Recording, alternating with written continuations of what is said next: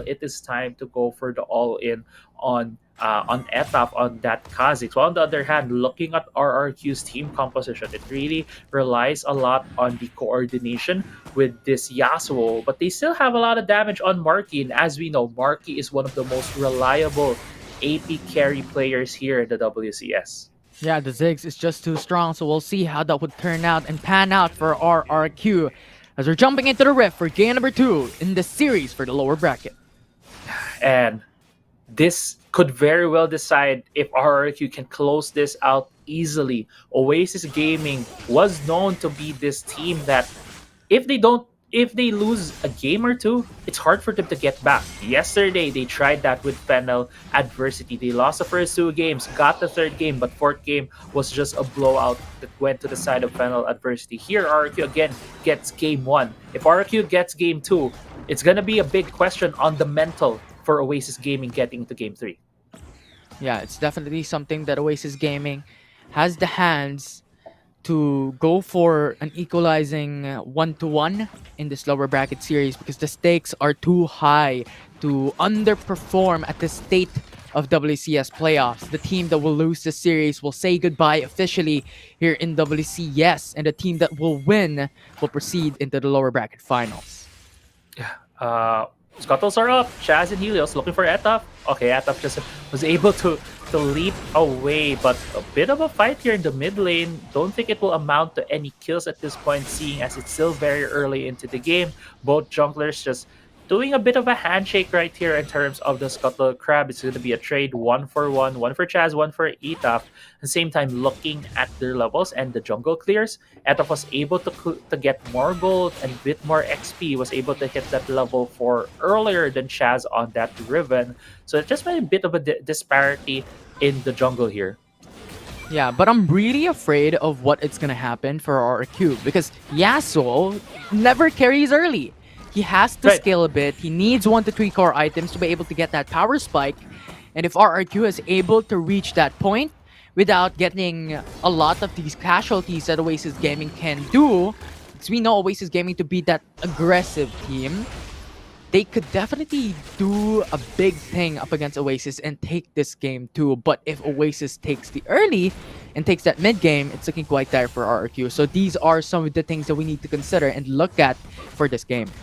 Yeah, one thing that we usually see with teams that would have a Kha'Zix, would have a composition that would relish the early game is wave control in terms of trying to really push a huge wave towards the tower and having a bit of a level disparity between a dual lane or even the top lane. And we have not seen Oasis do that. That's why have not been able to capitalize on this Kha'Zix pick on Etaf, where if Marky or Exocen were a bit low, the side lane, they could have very well gotten that early game. And that is the early game I am looking for from Oasis Gaming. They still have not done that. We are at 3.5 minutes, and as the game goes later and later, feels like there might be a mistake that Oasis that will commit that RQ could just take advantage of, and that's a scary thought in this game too. Yeah. Right now, 19 seconds before the Rift Herald and Infernal Drake spawns. And Infernal Drake is such a huge priority right now, especially with Oasis Gaming in the RRQ, looking at a lot of these power scaling champions in the mid game, late game. It's looking quite an interesting situation here. Which team is going for the handshake, or which team is going to contest this Infernal Drake or the Rift Herald? Well, it is an Infernal Drake. It's going to be super important for both of these teams to grab it, and it is going to be a huge point of contention right here. The Scuttle Crab, I believe, has been secured by Oasis, so they have a bit of vision right now in the river as both teams preparing themselves to get this objective. We have to look at the positioning of each champion. Demon Kite is far away from the team here if the fight will start out, because he's in the mid lane. He also is in the flanking position. He won't be able to deal a lot of damage as this Drake is now at about half health.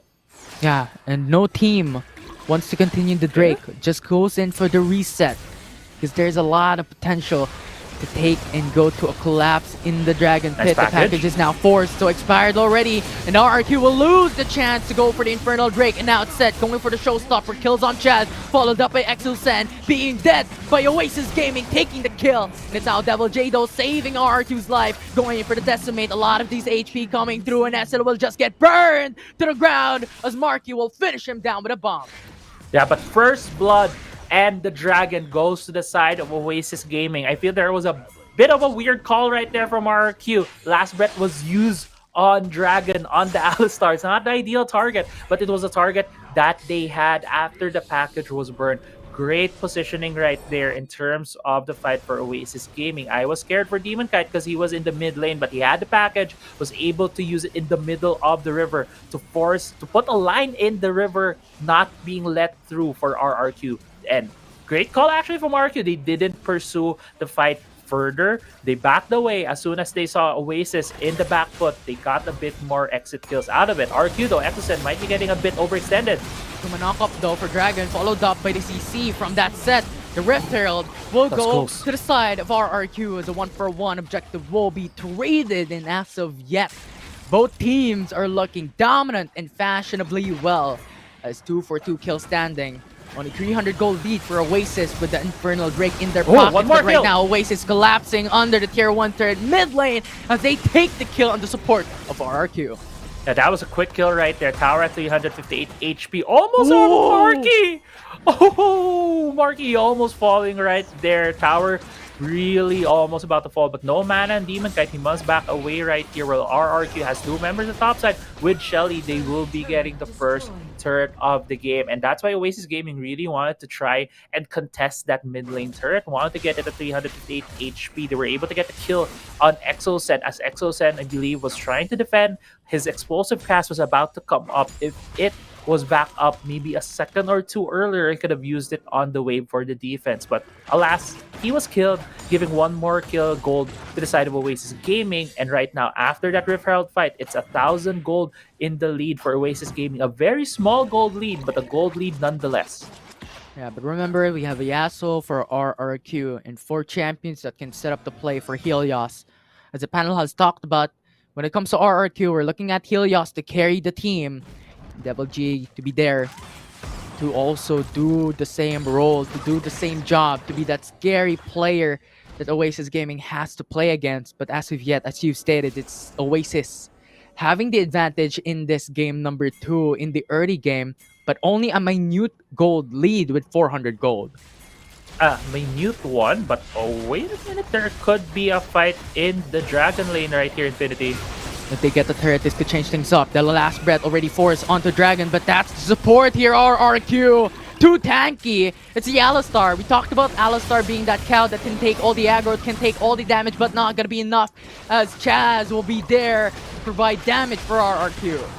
Yeah, he was very tanky. That fight went so long before able to kill him. But look at the poke from Oasis Gaming. As we mentioned earlier, they do have a lot of poke on their team, and they could go for that retreating fight, dealing more damage to the members of RRQ, which forced them now to back, but RRQ was still able to successfully defend another turret. 2 outer turrets right now for RRQ are very low, but as we approach the in about 15 seconds, Mountain Drake's about to come up, the next point of contention for both of these teams. And with these 2 towers still up for RRQ, that is still a defensible position that they can fall back on if ever this Mountain Drake fight will go sour for them.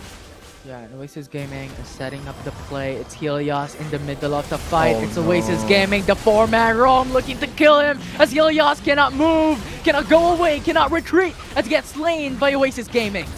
And that's Oasis Gaming we're waiting for. The Oasis Gaming that's very aggressive, but Devil Max J! apprehend by Devil J gets the hook on the Demon Kite. No, you can't run away. Come here, boy. As RRQ will put him to the ground.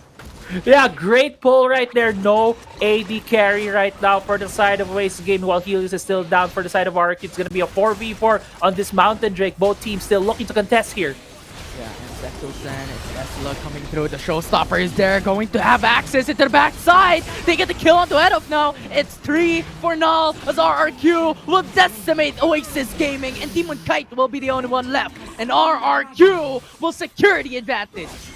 And that is a delayed ace essentially for RRQ. If you count the first pick up on Demon Kite, that was still a 5-man that RRQ was able to take down in the end, and they're still able to take one more turret along with that Mountain Drake. Rift Herald's about to spawn in a second, and they're also pinging it. They could start it off right now. Doesn't seem that they will be, but with this replay, you see right here Showstopper being thrown by Oasis, but the fight was essentially in two small parts of the map. RRQ was able to put to half the team of Oasis, and they weren't able to put up a solidified front that they were able to throw all of the damage on RRQ. RRQ was just able to pick them off and get the win in that Mountain Drake fight.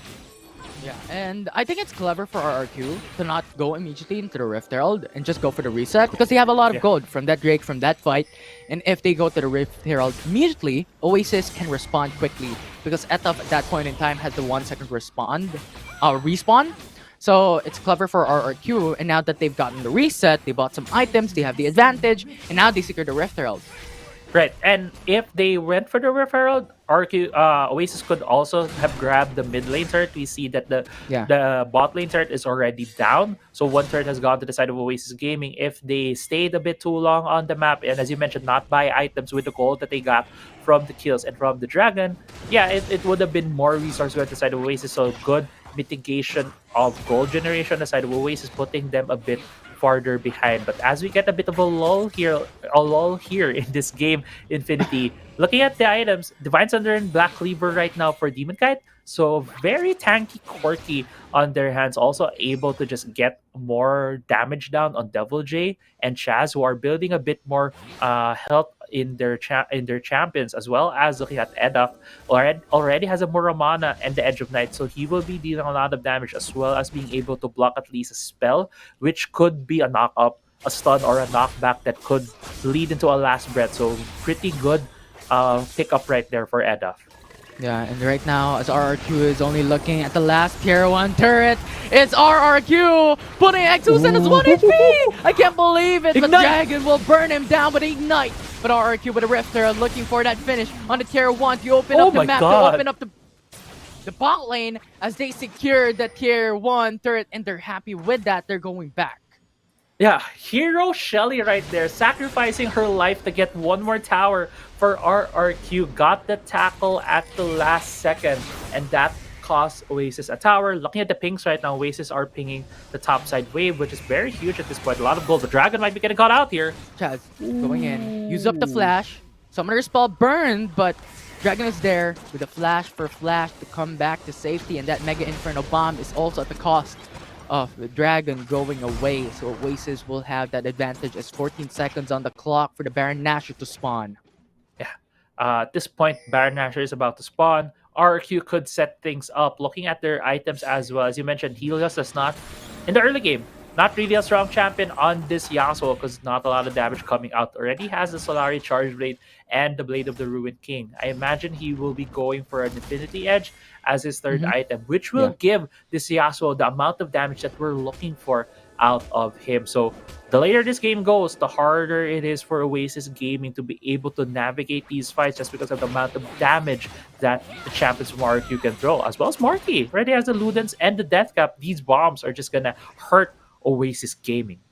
Yeah, and Oasis at this point in time already at the 4K gold deficit, and they're only depending on Edaf and Demon Kai to be able to give that consistent damage. And Edaf to look for some assassination against RRQ, but Exosen is there to initiate the fight. The body slam onto Edaf, but jumps over the wall back to safety as RRQ is now starting that Ocean Drake.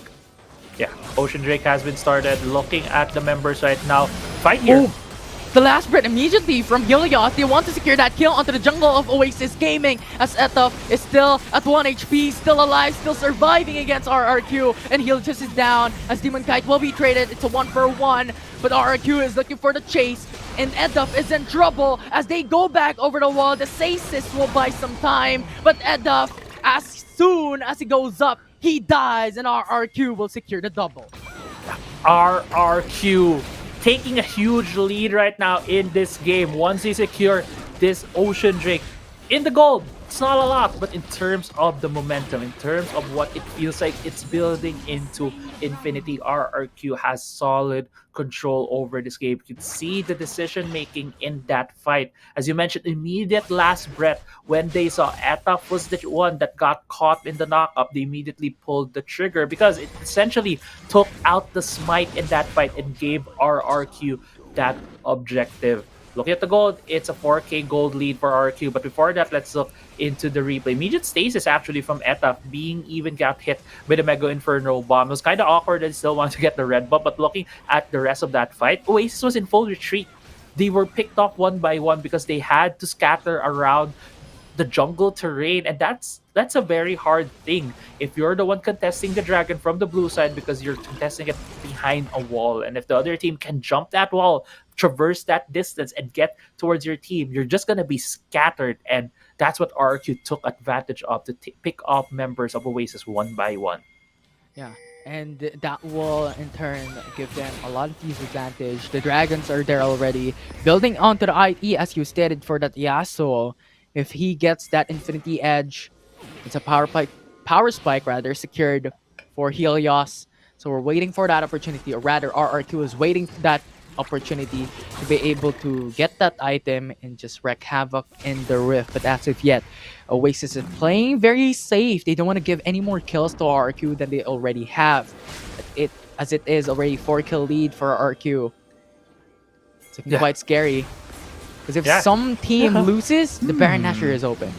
Yeah, this is a lot of tension right here, but just want to go in, but Dragon stopping that fight though. Last breath once again, the 3-man knockup is just a lifesaver. Alistar is pinned down on RRQ. The 3-man CC from Set is going to be big. Showstopper to initiate the fight. SLA is very low. That Staircase Gauge will buy some time, will get some time for Oasis to make it back, as that will be the 2-for-1. Oasis having that advantage on that fight, and RRQ is retreating, is going back to the base, going back under the turret, because they just lost too much members from that fight. Yeah, they lost 2 members, lost a lot of ultimates, lost a lot of summoners as well. Flashes have been burned for a lot of members from RRQ. While Flashes, Demon Kite, Edda, Scylla still have there. So in terms of summoners burned and ultimates, everything, almost everything was burned aside of RRQ. And I just want to say, that fight did not go into the favor of RRQ for one reason: the explosive cast. Explosive cast did not hit Demon Kite in such a way that it would put them in a position near RRQ. Instead, it put Isilla right in front of 3 members of RRQ.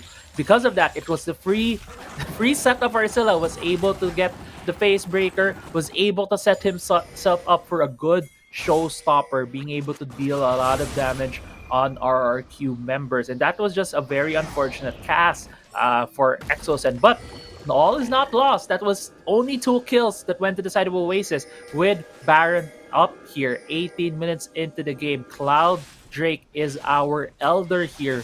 As we get into the very late game stages, we could still see that there's a lot of ways for Oasis to get back into this, while RRQ is really looking for these picks. But as seeing that there are a lot of members right now of Oasis not in the mid lane, RQ barreling down this mid lane, they're about to take the turn. Yeah, take the top lane, Oasis. We're gonna take the mid lane. There's so much value out of that for RRQ, especially with the Baron Nashor alive and the Dragon coming up at 18 seconds. It's the Elder Drake. So having that map control will give a lot of disadvantage for RRQ. Yeah, exactly. But at the same time, RRQ though didn't really leave a lot of wards in the red buff side jungle of Oasis, so they won't be able to spot out Oasis as they come in. They do have that one lone ward that I believe either just expired or was just cleared away. So both teams coming into this objective essentially blind, not knowing where anyone is, and that's why you can see how safe Oasis's positioning is. They're not crossing the river, but I feel like Edaf might be getting caught out here. Exos and in the tri-bush. Ooh, an immediate body slam with last breath. RRQ secures Etaf, the jungler that Oasis needs to take the dragon. They lost it, and now it's RRQ going to collapse against Oasis. Esla in the back lines going to take the kill or look for the kill, but will not be able to do so, as Oasis will get the 1-for-2, 1-for-3. As RRQ will lose Double J, will lose Helios, and will lose Exosan. Yeah, and that fight could have gone so sour for Oasis. That was a great pick right there from Exos, and he was inside a pixel brush and he wasn't spotted. But what turned the fight around was the package from Demon Kite, putting it in the middle of the fight, burning down the members of RRQ. They can't just easily cross that package because they'll be slowed down and deal a lot of damage towards themselves one day step on that fiery inferno. And it was a 2-for-3 exchange in the end. No team yet has gotten these big objectives. We're about to approach a 20-minute mark here, Infinity. We're getting into the late game stages of this game. It could just be a very explosive finish that we're gonna see here, Infinity, because both teams packing a lot of damage, packing a lot of punches. And one mistake actually from RRQ, if Isilla gets a great engage and puts Marky down along with Etaf, if they get him very low, pops the stasis early, it could just be enough of damage to mitigate away from Oasis, while Demon Kite can just slowly take down Devil Jade, Shaz, and Helios. It just Yeah. could be the formula right now that Oasis is looking for, and that's why they're playing a lot more conservatively, not really poking their heads too far into the river, while RRQ right now clearing some vision, setting themselves up for this Elder take. Yeah, and I like how you mentioned about Esila. Going to be a player, a champion that will be the dependence of Oasis Gaming to start this fight along with Dragon. But RRQ is now starting the Elder Drake, and Oasis Gaming has the information but no vision About on the half. Dragon Pit.